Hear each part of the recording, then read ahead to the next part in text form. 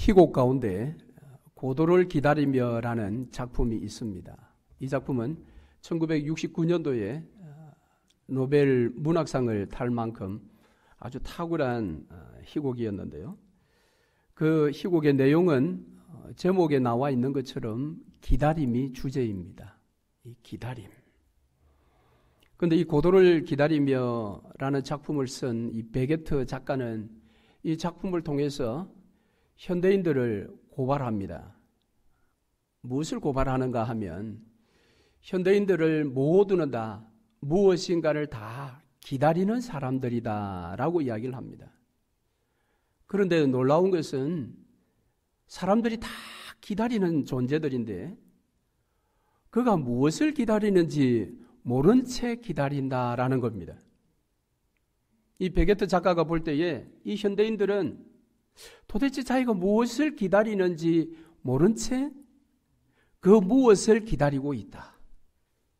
누구를 기다리는지도 모른 채 마냥 기다리기만 하고 있다 라고 이야기합니다. 우리는 제목만 보면 고도를 기다리며, 그래서 전쟁 중인 나라의 백성들이 전쟁이 끝나는 소식을 기다리는 것 아닌가? 억눌린 자들은 해방이라는 소식을 기다리는 것 아닌가? 이런 추측을 할 수 있지만 베게트는 이 작품에서 현대인들은 자기가 무엇을, 누구를 기다리는지 모른 채 그저 막연하게 기다리기만 한다. 그렇게 고발을 했습니다. 이 고도를 기다리며, 이와 같은 이 기다림에 익숙한 민족이 하나 있습니다. 그 민족이 바로 이스라엘입니다. 이스라엘의 민족적인 특성 가운데 하나는 기다림입니다. 그 민족의 첫 조상이라고 할 수 있는 아브라함도 기다리는 삶을 살았던 자입니다. 하나님께로부터 아들을 약속받았지만 쉬 그 아들을 얻지 못해서 애타며 기다리던 삶을 살았던 사람이 아브라함이었습니다. 그리고 이 아브라함의 후손들에게 하나님께서 큰 민족으로 만들어주겠다고 약속하셨는데 그 약속을 이 아브라함의 후손 70명이 애굽에 내려가서 430년 동안 기다렸습니다. 큰 민족이 되도록, 그리고 복받은 민족이 되기를 애굽에서 종살이하면서 430년 동안 기다렸습니다. 그리고 그 약속대로 약속의 땅 가나안 땅에 들어갔지만 그들이 하나님을 잘 섬기지 못해서 또 포로로 잡혀가서 바벨론 땅에서 70년을 또 기다렸습니다. 하나님께서 70년이 지나면 너희들을 회복시켜 주시겠다 약속하셨기 때문에 70년을 또 기다렸습니다. 마침내 70년이 되어서 이제 그들이 약속의 땅 다시 돌아와서 성전도 지어 봉헌하고 성벽도 지어서 봉헌하고 그들의 신앙도 다시 재건하고, 그래서 모든 것이 다 회복된 공동체였지만 그들이 얼마 지나지 않아서 또 형식적인 예배를 하나님 앞에 드렸습니다. 그래서 하나님 앞에 눈먼 것, 병든 것, 이런 재물을 가지고 와서 하나님 앞에 예배 드렸습니다. 하나님이 그들을 다시 또 심판할 수밖에 없는 그런 상황에 떨어졌습니다. 하나님의 심판이 임했는데 이제는 하나님의 말씀이 들려지지 않았습니다. 하나님의 이상이 나타나지 않았습니다. 드디어 신구약 중간기에 이 암흑의 시절로 들어가게 됩니다. 그래서 이 세상의 수많은 제국들이 흥망성쇠하는 것을 그들이 보게 됩니다. 페르시아가 무너지고 그 다음에 헬라가 들어서고 헬라가 무너지고 또 로마가 일어서고 이와 같은 제국의 이 흥망성쇠를 보면서 그들은 그 틈바구니 속에서 수많은 어려움을 겪었습니다. 가장 큰 어려움은 하나님의 말씀과 이상이 나타나지 않는 것이었겠죠. 그럼에도 불구하고 그들은 약 600년 전에 이사야를 통해서 예언했던 한 메시아를 그들은 계속해서 기다렸습니다. 이스라엘은 기다림의 민족이었습니다. 그런데 그 민족 중에 오늘 본문에 나타나는 한 할아버지가 있는데 그 할아버지의 이름이 시몬입니다. 이 시몬 할아버지도 그 삶이 기다림이었습니다.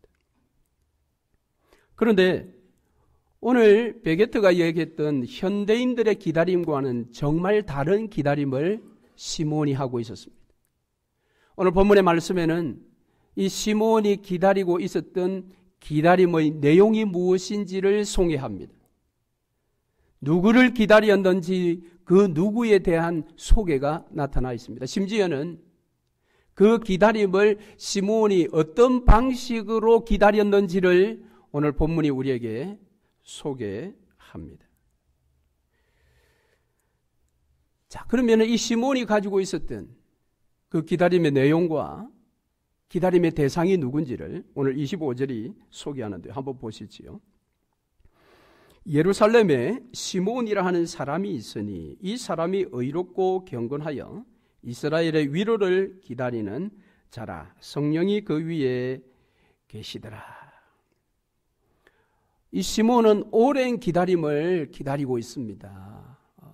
겉으로 드러나는 것만 보더라도 그가 노인이라는 사실을 볼 때에 그는 오래도록 기다리고 있었던 사람인데 그의 기다림의 내용, 그 내용이 무엇입니까? 그것은 이스라엘의 위로였습니다. 이스라엘의 위로. 뿐만 아니라 그는 그 기다림의 방식이 어떻게 되었느냐? 그것은 의롭고 경건한 삶을 통하여 기다리고 있었다라고 말하고 있습니다. 자, 그러면 여기에서 이스라엘의 위로가 무엇인가?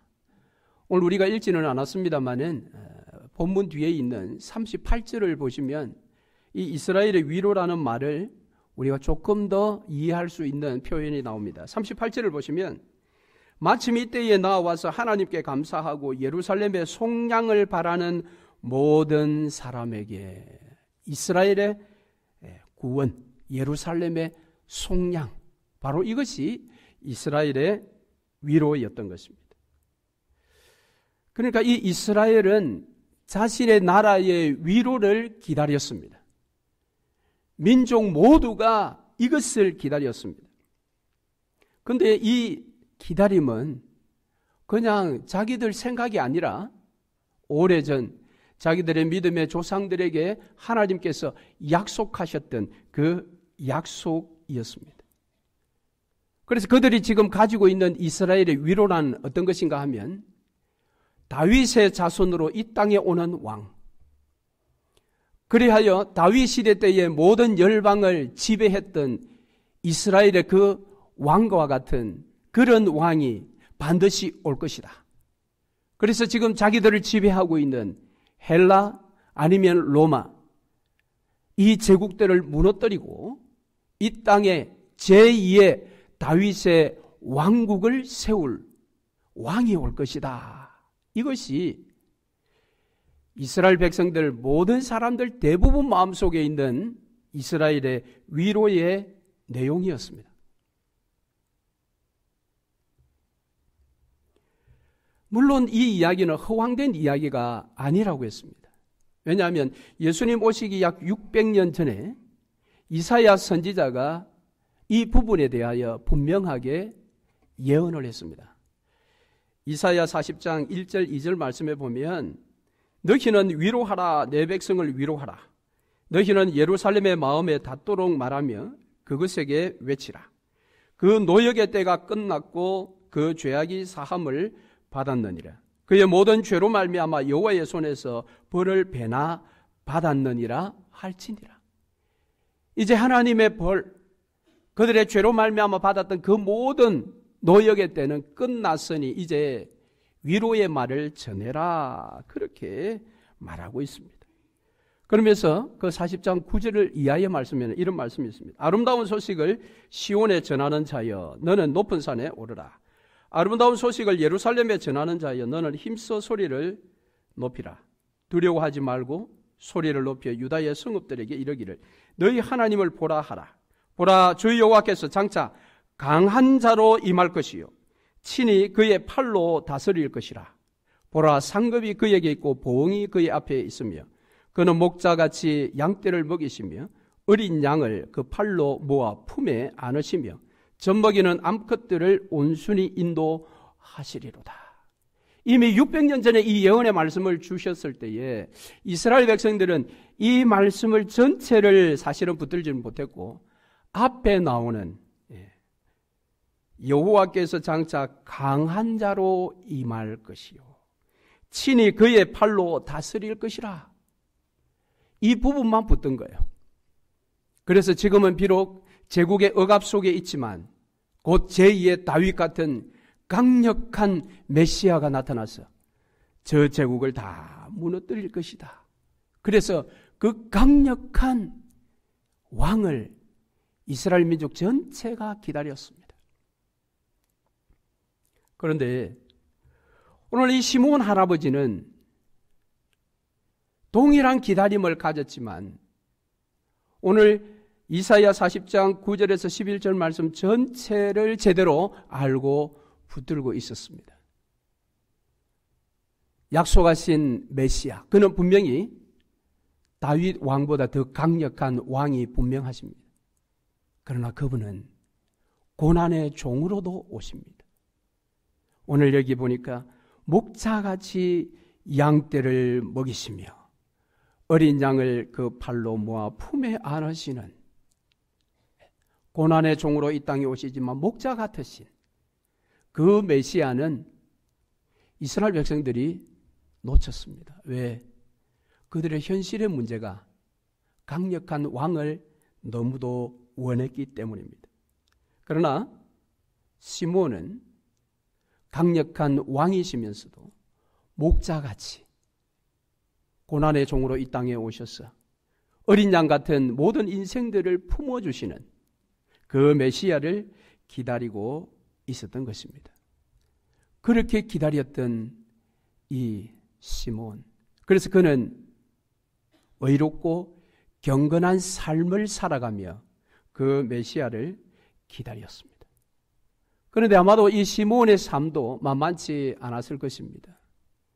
왜냐하면 무엇인가를 기다리고 있다, 이 말은 아직 현재는 미완성이다라는 뜻입니다. 미완성이기 때문에 만족을 누릴 수가 없습니다. 저와 여러분도 마찬가지 아니겠습니까?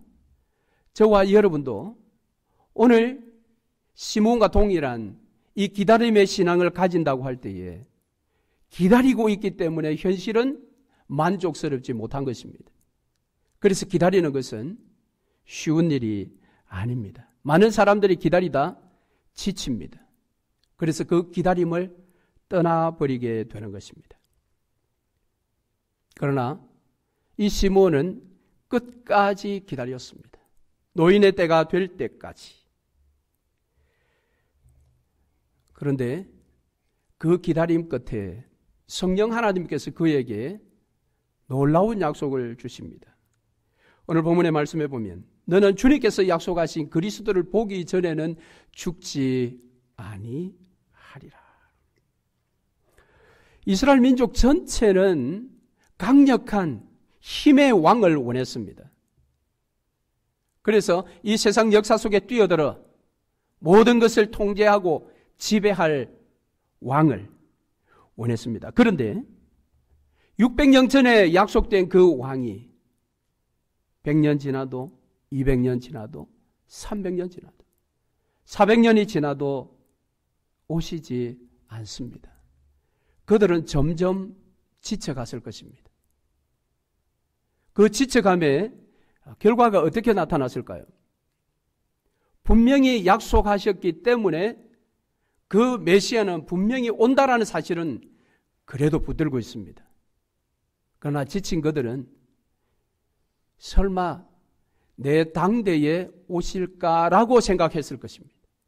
왜? 100년 지나도 200년 지나도 300년 지나도 400년 지나도 메시아가 오시지 않으니 설마 내 당대에 오실까라고 생각을 하지 않았겠습니까? 그런데 이 시므온만은 자기가 죽기 전에 그 메시아를 볼 것이다라는 믿음의 확신이 생겼습니다. 무엇을 통해? 성령 하나님께서 그렇게 말씀하셨다라는 겁니다. 성령 하나님께서. 일찍이 이 시므온은 의롭고 경건한 삶을 살면서 성령이 그 위에 있었다라고 오늘 25절에서 말씀을 하고 있었는데, 그 성령께서 이 시므온에게 이 사실을 알려주신 것입니다. 그럼 우리는 이렇게 생각을 해볼 수 있겠죠. 이때는 지금 성령이 오지 않은 시대입니다. 그렇잖아요. 예수님께서 이제 태어나셨고 그 이후에 십자가 지시고 부활하시고 승천하신 다음에 성령이 오셨잖아요. 그런데 지금은 성령이 오시기 전인데 성령이 시므온 위에 계셨고 성령이 시므온에게 직접적인 계시를 주셨다라는 것입니다. 우리는 생각합니다. 아니 그러면 성령의 인도함을 받는다라는 것은 무엇인가? 성령은 도대체 시므온에게 어떻게 이 사실을 알려주셨을까? 사실 이것을 결론적으로 성령이 그렇게 알려주셨다라고 성경이 기록하고 있는데 어떻게 알려주셨을까를 우리가 물을 때는 쉽게 대답하기가 어렵습니다. 왜냐하면 성령이 하시는 일은 우리의 말로 이렇게 쉽게 표현할 수 있는 그런 것이 아닙니다. 그래서 예수님께서도 성령이 역사하시는 현상을 설명하실 때에 바람을 이용하셔서 비유적으로 설명을 하셨죠.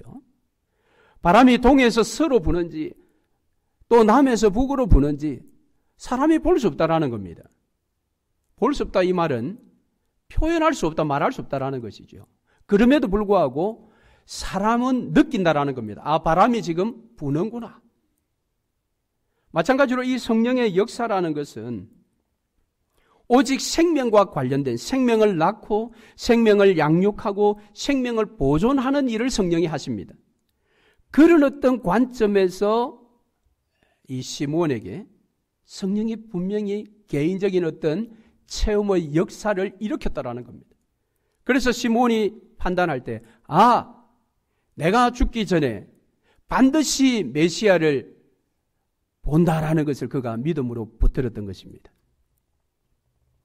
그런데 정말 그는 그 붙든 믿음처럼 성령의 인도함을 받아 성전에 가게 되었는데 그때 아기 예수를 보게 되었습니다. 그 아기 예수의 이마에 메시아라고 적혀 있습니까? 그렇지 않았습니다. 사실 예수님께서 공생의 사역을 시작하셨지만 메시아로서 일하셨음에도 불구하고 사람들이 예수를 메시아로 알아보지 못했습니다. 그런데 이 시므온은 지금 아기의 모습이었음에도 불구하고 아기 예수가 메시아라는 사실을 정확하게 알아보았습니다. 그는 의롭고 경건한 사람이었기 때문입니다. 그의 영성은 매우 밝았습니다.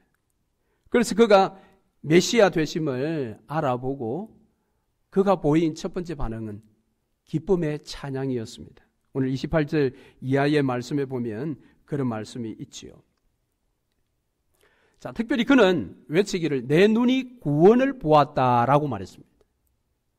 그러니까 예수를 본 사람, 예수를 만난 사람은 구원을 본 자요, 구원을 얻은 자입니다.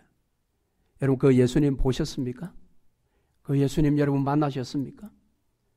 예수 외에는 구원받을 길이 없음을 우리는 늘 기억해야 할 것입니다. 그래서 이 시므온은 내 눈이 구원을 보았다라고 그렇게 외칠 수가 있었습니다. 뿐만 아니라 이 시므온은 자신의 입을 통해서 구원이 무엇인지를 지금 오늘 본문에서 소개합니다. 자, 그것이 무엇인가 하면 예수는 곧 이방의 빛이다라는 선언입니다. 그것이 구원의 내용입니다. 이방의 빛이다. 이 말은 유대인은 물론이요, 이방인들에게까지 예수가 빛이라는 겁니다. 자, 빛이라는 말은 어두움의 단어를 우리가 생각할 수 있습니다. 그러니까 예수를 만나기 전의 모든 인생들은 어두움이라는 겁니다. 앞뒤 좌우를 분간할 수 없는 어두움 속에 빠진 인생들이라는 것입니다. 그런데 그가 예수를 만나면 빛을 만나게 되고 빛을 만남으로 그의 어두움들은 다 물러갈 것이라는 것입니다. 이것이 구원입니다. 우리가 구원받기 전에는 좌우 앞뒤를 분별할 수 없는 어두움에 사로잡힌 인생들이었습니다. 무엇이 무엇인지를 분별할 수 없는 어두움에 속한 자들이었습니다. 그러나 예수 그리스도를 만난 이후 우리는 무엇이 무엇인지를 분별할 수 있는 영적인 눈을 가지게 된 자들입니다. 우리의 삶은 더 이상 앞뒤 좌우를 분간하지 못하여 방황하는 어두운 가운데 인생이 아니라 비록 밤이라 할지라도 낮처럼 모든 것을 분별하며 주의 뜻대로 살아갈 수 있는 그런 인생들이 된 것입니다. 자, 그래서 여기에 예수는 이방의 빛이다 그랬습니다. 오늘 이 세상을 보십시오. 이 세상은 점점 더 어두워져 가고 있습니다. 물론 물질적으로 보면 세상은 더 밝아져 갑니다. 왜냐하면 이 조명들이 더욱 더 많아집니다. 화려한 조명들이 등장합니다. 그러나 영적으로 보면 이 세상은 점점 더 어두워져 가고 있습니다. 이때에 정말 이방의 빛이신 예수의 빛이 필요하지 않습니까? 그래서 이 성탄의 계절에 우리는 이방의 빛 되신 예수 그리스도를 기억하며 아직도 그 어두움 속에 속한 자들, 그들에게 이방의 빛이신 예수 그리스도를 전해야 합니다. 전해야 합니다. 그들은 어두움 속에서 지금도 방황하고 있습니다. 우리 눈에는 그들이 많은 것을 누리며 휘황찬란한 삶을 살아가는 것처럼 보이지만 그 영혼은 어두움 가운데서 날마다 파리해져 가고 있음을 우리가 볼 수 있어야 할 것입니다.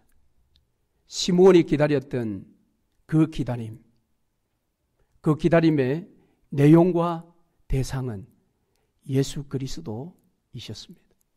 그렇게 기다릴 수 있었던 것은 성령이 그 위에 계셨기 때문입니다. 그런데 그 성령께서 2000년 전에 이 땅에 오셨습니다.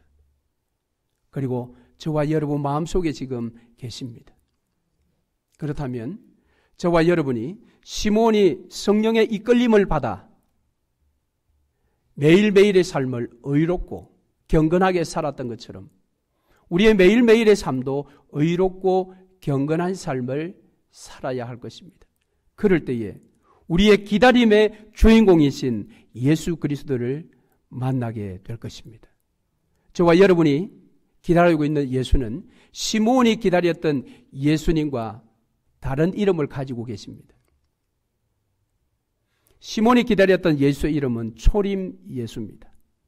그러나 저와 여러분이 지금 기다리고 있는 예수는 재림 예수입니다.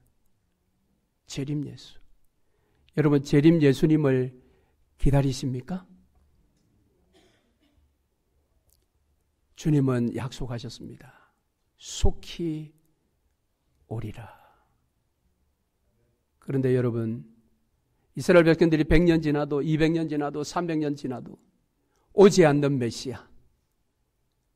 그래서 분명 오시기는 오시지만 내 당대에는 오시지 않을 것이다. 그렇게 생각하며 살아가는 사람과 시몬이 분명하게 받은 약속, 너 당대에 메시아를 볼 것이다 라는 사실을 믿음으로 알고 그렇게 기다리는 시몬의 삶이 여러분 같을 수 있을까요? 완전 다르지 않겠습니까? 그렇다면 재림 예수를 기다리는 저와 여러분, 초림 예수를 기다렸던 시몬의 이 교훈을 우리가 보면서 오늘 우리는 재림 예수를 내가 시므온과 같이 제대로 기다리고 있는가를 한번 살펴보고 점검해야 합니다. 혹시라도 우리가 예수 그리스도를 믿은 지 10년, 20년, 30년 50년, 70년 되었지만 오신다는 예수 아직 안 오셨는데 설마 내가 살아있을 때 예수님이 재림에 오실까? 그런 생각을 갖는다면 우리의 삶은 의롭고 경건해지기가 어렵습니다. 그러나 이 시므온처럼 정말 내가 죽기 전에 재림 예수를 만날 것이다라는 그런 믿음의 소망과 확신을 가지고 있다면 우리의 삶의 태도가 여러분 달라지지 않겠습니까? 초대교회 성도들이 자신의 재산을 다 내어놓고 서로 유무상통했다고 합니다. 그런데 여러분 그게 어떻게 가능할 수 있었겠어요? 그 실제 그 역사 속에 일어났던 이야기입니다. 그것은 주님이 속히 오신다라는 그 말을 진짜 속히 온다라고 그들은 믿었기 때문입니다. 왜 그런가 하면 예수님께서 십자가에서 이제 말씀하시기를 내가 가서 성령을 보내어 주시겠다라고 말씀하셨습니다. 그리고 예수님께서 성천하셨습니다. 그런데 성천 이후에 성령이 50일 만에 오셨습니다. 약속하고 가신 뒤 50일 만에 성령이 오셨습니다. 그런데 예수께서 또 한 번 약속하신 것이 있습니다. 성령을 보내어 주시겠다. 그리고 내가 속히 오리라. 그러면 여러분 생각해 보세요. 성령을 보내어 주시겠다고 하신 약속이 50일 만에 일어났습니다. 그렇다면 속히 오리라 그 말씀은 50일이 아니라 할지라도 100일, 100일이 아니라 할지라도 적어도 1년.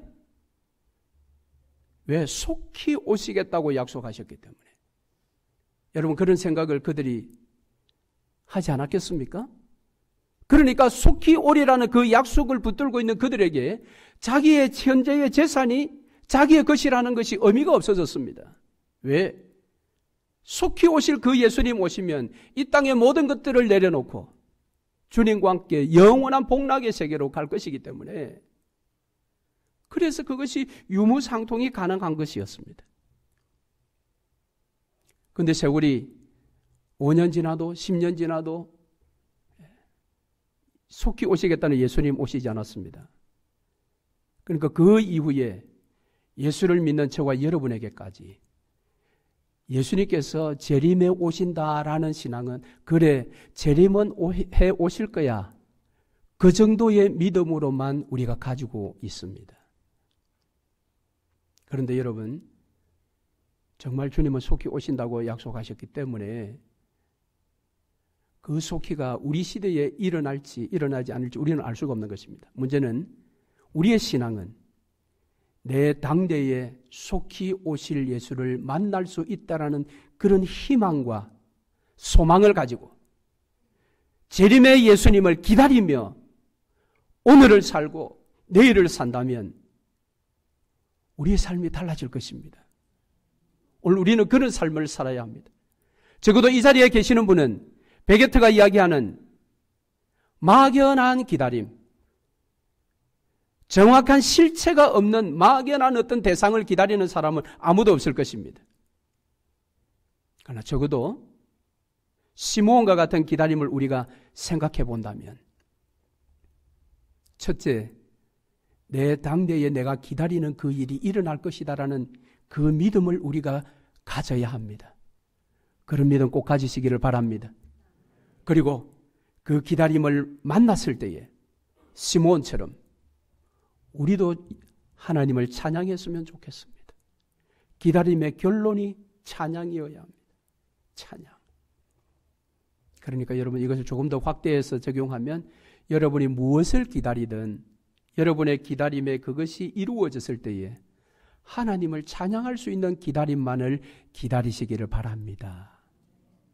그래서 이번 성탄의 계절 첫째 주간 우리가 이 기다림과 소망, 재림 예수를 여러분 기다리십시다.